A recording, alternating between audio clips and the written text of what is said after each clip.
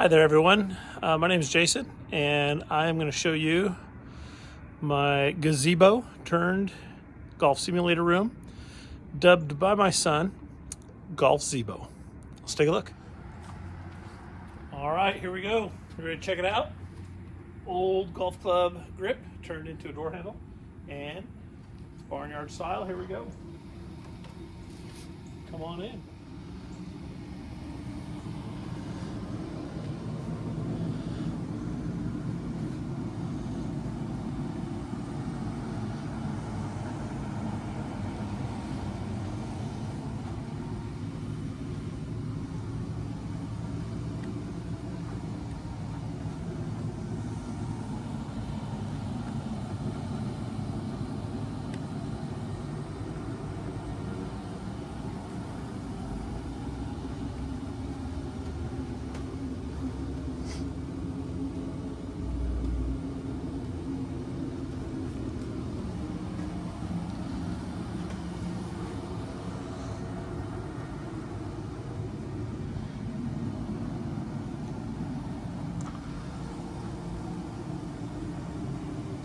Okay, so here's my Golfzebo.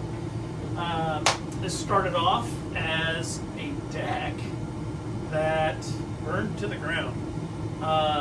And from there, I laid the concrete to put in a patio so that our fire pit would not burn into the ground. And proceeded to put back up a gazebo, which is what it was before, just with a wooden base. And so at any rate, the concrete then led me to think, wait a minute, because I had just been bitten by the bug, meaning the golf bug, and was totally excited about improving my game and just having fun without having to worry about tee times and slow play in front and snow, because I live here in the Kansas City area. And so just kind of led me to, hey, you know what, I want my own simulator, but I don't have $100,000 to put it in. And so how can I do this on my own, on the cheap? And thus the Golfzebo was born. It has been and continues to be a work in progress. Everything I've seen on YouTube, everything that I've read online, these things never stop, right? You're going to continue building your simulator space. And so mine has just reached the point that I feel happy to showcase it. It started off with just a net and hitting into the net, and from there getting the SkyTrack. From there putting up my iPad where I could see it, to then going, hey, it's too cold, I want to go ahead and close this. And so one thing led to another, and now you have the Golfzebo.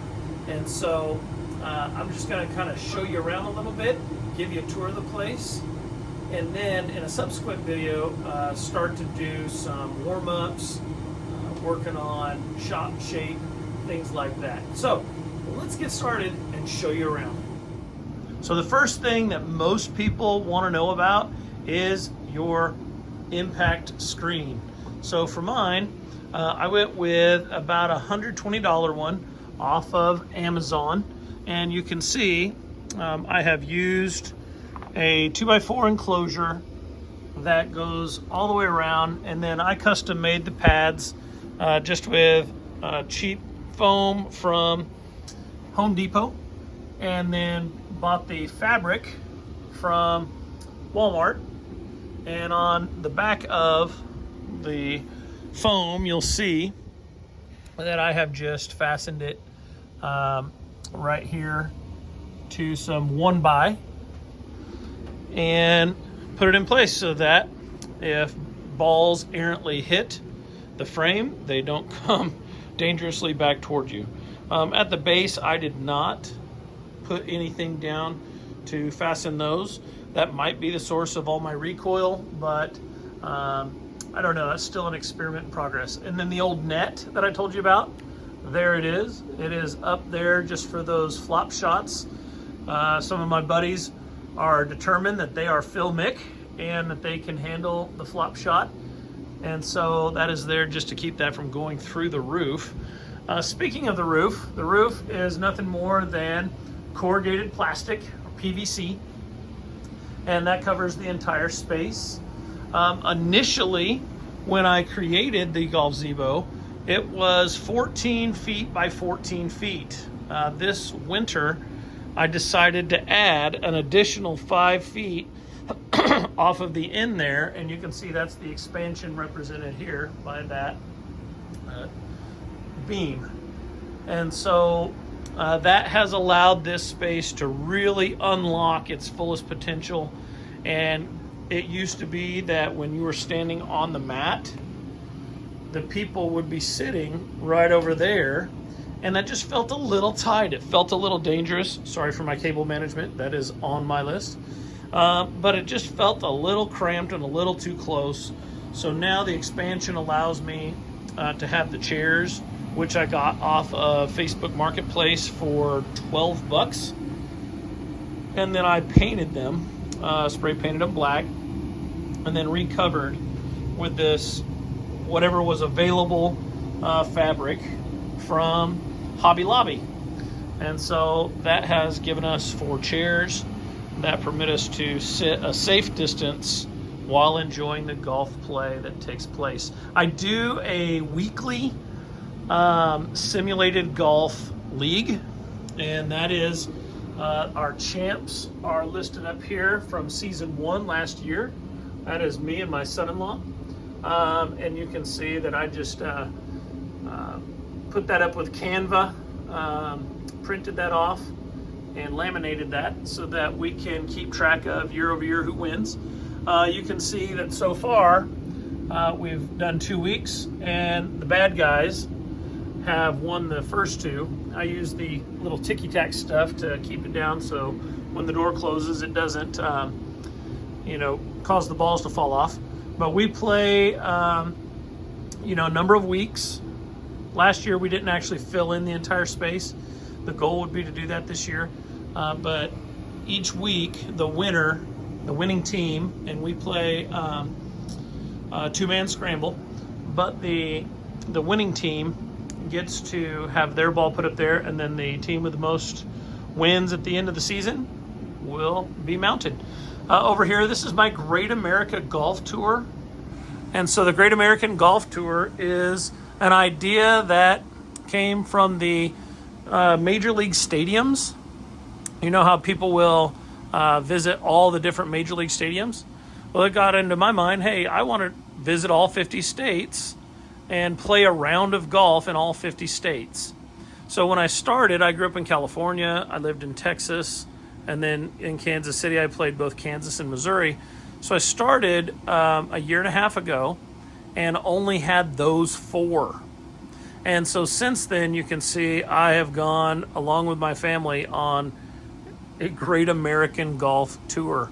And so each time I play, it's just in a public golf course, nothing too fancy or expensive, because I ain't got money like that. But what's really awesome is I started with golf being the focus, and as it's gone on, it's become the memories from each course. And, some of these people, my son included, are no longer living. And I now have memories that I can look back on and just relive some of those amazing experiences that I've had with loved ones. And so, anyway, the Great American Golf Tour, highly recommend it. It's super fun.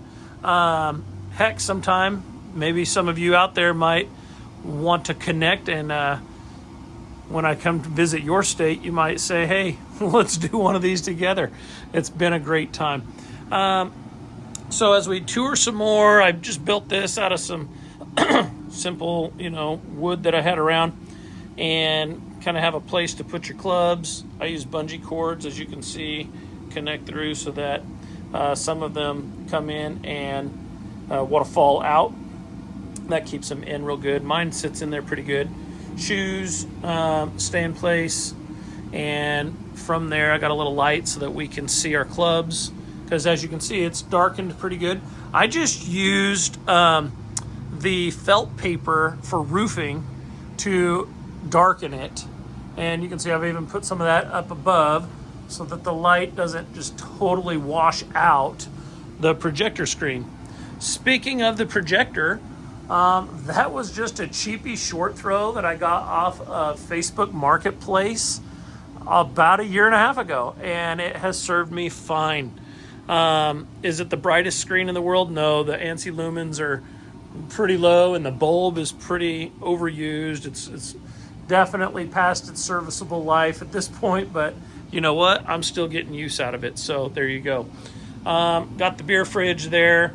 My buddies all like Mick Ultra, so I decided let's go ahead and load it down. So there you go with that. Up above, you got the TV because, you know, football's got to be on. And then this right here is kind of fun. This is my birdie cage. And so I've been really lax this year because we got a membership at a local course, kind of one of those, semi-privates. And so at any rate, I definitely have had more birdies than that, so don't judge me. But, you know, it's just a fun place to put those memorable golf shots. And then we, my son-in-law and I put, you know, our name on it with a date and where it was, kind of recounting what went on. The bird here, we have all kinds of trophies. I'll tell you about those in another video. This one was the original putting parrot, and we have since changed that to the putting pirate. I told you my son has passed. This was given to us by him so that our family could have that as one of the traveling trophies. The putting parrot and the putting pirate in its current form, the winner in the most recent round, that head cover goes to them for whoever had the fewest putts in the round. And so kind of a nice way to encourage good putting. You can see that I'm determined to cover the entire Golfzebo in scorecards. Most of those are from my public semi-private space. You'll see as I've gone to different places, just take those collectible items that they have and bring those with me. Golf magazine. All right, so there you have it. That is the tour of the Golfzebo.